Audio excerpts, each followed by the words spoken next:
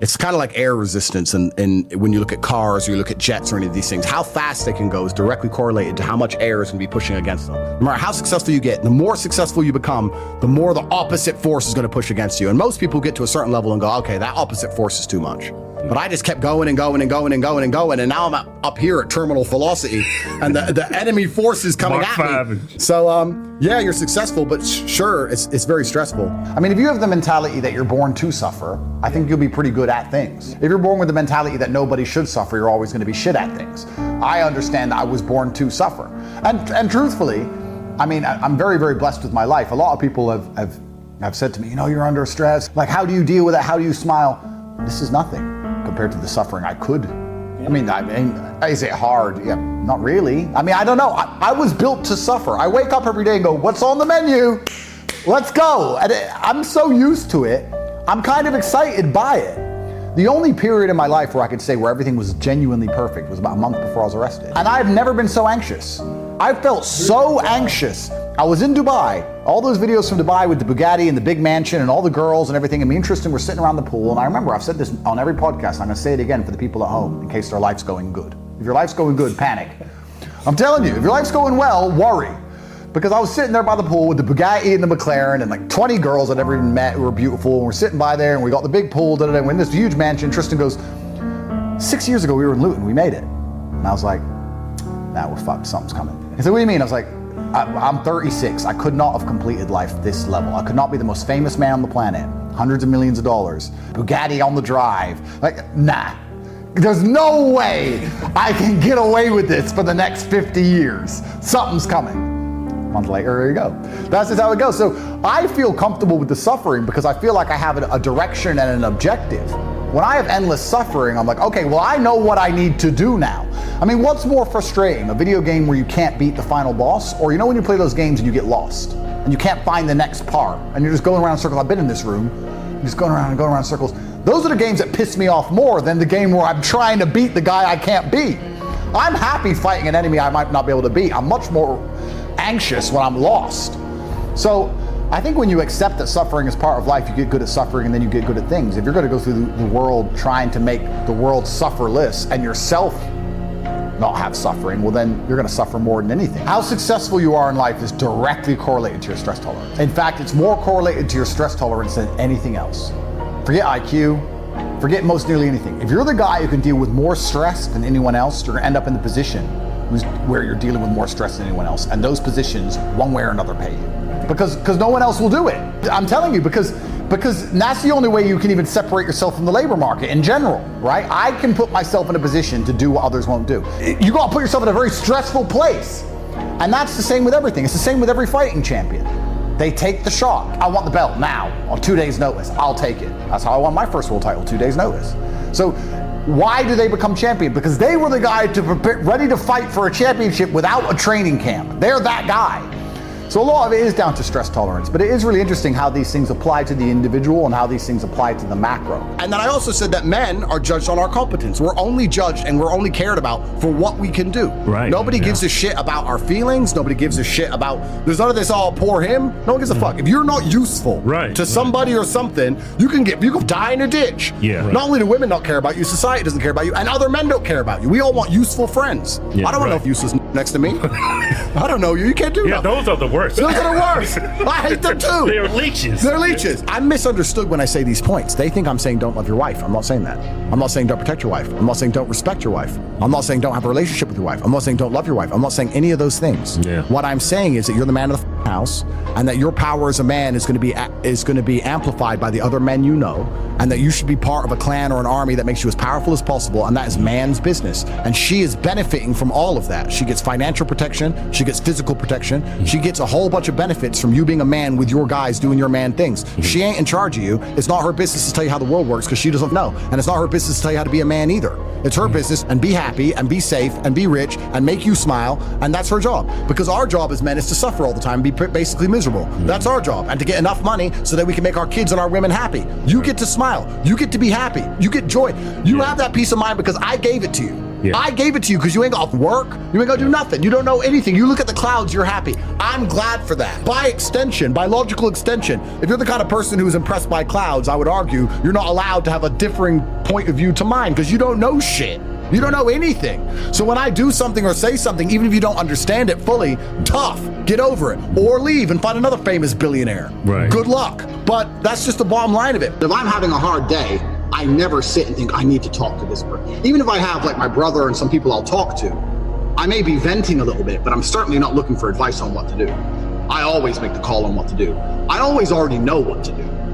I don't go to anyone for support. I don't turn to people for support. I don't turn to my woman for support. I think one of the main reasons I have such a fantastic relationship with females is because I never ask them for that shit. I really believe the reason I have the adoration of females is because they're with a man who they never have to babysit, they never have to motivate, they never have to convince to put the video games down. They never have to sit and say to him, oh, it's gonna be okay. Like, I'm a rock. My life's great and it's on track with or without you. And I'm fine all the time. And when I have huge problems, because they do come up, I don't even mention it to my woman. What I'm mentioning it to her to feel better. I mean, she can't fix my shit. So I wouldn't even, if let's say I lost $3 million in a day, which has happened before, I didn't even tell my girl. What am I looking for? Sympathy? Sympathy ain't gonna buy me money, ain't gonna put the money in the bank. So what the fuck? Like, I'm a solutions-based man. You tell me who I can talk to about getting my money back, and I'll talk. I didn't talk to my chick about it. She was, yeah, Bitcoin. Oh, I'll make you a coffee, dear. Thing can help me. So I don't turn to people for support or comfort. I don't. And I know that makes me extremely rare as an individual. And it's not something I'm not trying to brag or put on like a brave face and be a tough guy or something. It's just not how I'm conditioned. I believe that all of my problems are going to be fixed by me. That no one else is going to wake up and give a fuck about my problems the way I'm going to give a fuck. Nobody else is going to be prepared to go through what it takes to fix them but me. If I'm in the ring getting an ass kicking, not my coach, not my corner, not my fans, no one's going to get me out of there alive but me. It is me. So I turn to myself. If I have a problem, I'll sit in silence on my own. I'll turn to Andrew Tate and he'll get it done. Because I don't, that's really how I am. Yeah. But me personally saying, I don't know what to do, it's never even entered my mind. I always know what to do. That God is quite careful with what he gives and what he takes away. I like to believe that the moral arc of the universe bends towards balance. You know, that you get what you deserve and you don't get what you don't deserve. Call me sentimental, but it's a nice way to look at the world. The bad things that happen to you, you deserved them because you fucked up. And the good things that happen to you, you deserve them too because you earned them. Because you earned them. Because you worked for them. Not because you bought a coin and waited, but because you actually worked for them. And this is the problem with crypto as a whole. You people think, if I buy this coin and sit and do nothing, I'll be rich. But how does that fit in with God's karmic plans? Why would God give an easy way out to a dipshit like you when there's people who are working and struggling and dedicating themselves all day, every day? Don't they deserve a way out? They deserve a hard way out, let alone an easy way out. But no, he's not going to give a way out to the people who dedicate themselves. He's not going to give a way out to the hard workers. He's going to give a way out to you because you bought a coin and now you spend all day on Twitter. No, doesn't make sense. No way was God going to make a pencil-dicked, skinny-armed dweeb like you rich for holding magic internet money. Couldn't happen. Couldn't happen. You gotta dedicate yourself, you gotta struggle. You gotta go to war. Get a job and buy more. If you really believe Bitcoin's going to the moon, you should be panicked to work and buy as much as possible. But instead, you believe Bitcoin's going to the moon, so you wanna read about it to give yourself hopium, imagining a future where you're rich with the tiny amount of Bitcoin you have because you don't wanna work. This is a very clear distinction between a warrior who believes and goes to work to get more and a pussy who believes, so gives himself hopium and prays for a day where he can pay his bills. Do you understand? I have more of the coins that I don't even understand how they work than you do, and you probably read about it all day. And when it goes to zero, I don't give a fuck. I can buy more. You can't. What you need, sir, is a job. What you need, sir, for income is a job. God is never going to give you an easy way out. There's never going to be a time you send an email to a celebrity and say, $50,000 isn't even money to you and it would change my life. And the celebrity go, okay. Because I get those all day. That's never going to happen. You're never going to win the lottery. You're never going to hold a coin that just goes to the moon. None of it's ever going to happen. The only way out is shit. And you come out covered in bruises, scrapes, bumps, scars, you name it. You gotta fight through the brambles. The only way out is hard work. That's the only way out. You people deserve to be poor. Guys, karmic retribution. Hello, full circle. God has f***ed you because you needed it. You deserved it. God is not gonna let you get rich off Fartcoin. God won't. Forget the charts, forget Solana. God won't. You can't escape the hard work. If you try to escape the hard work, you get crushed like a pancake. The only way out is hard work and dedication. I don't want to hear any more about holding your bags. That's not a job.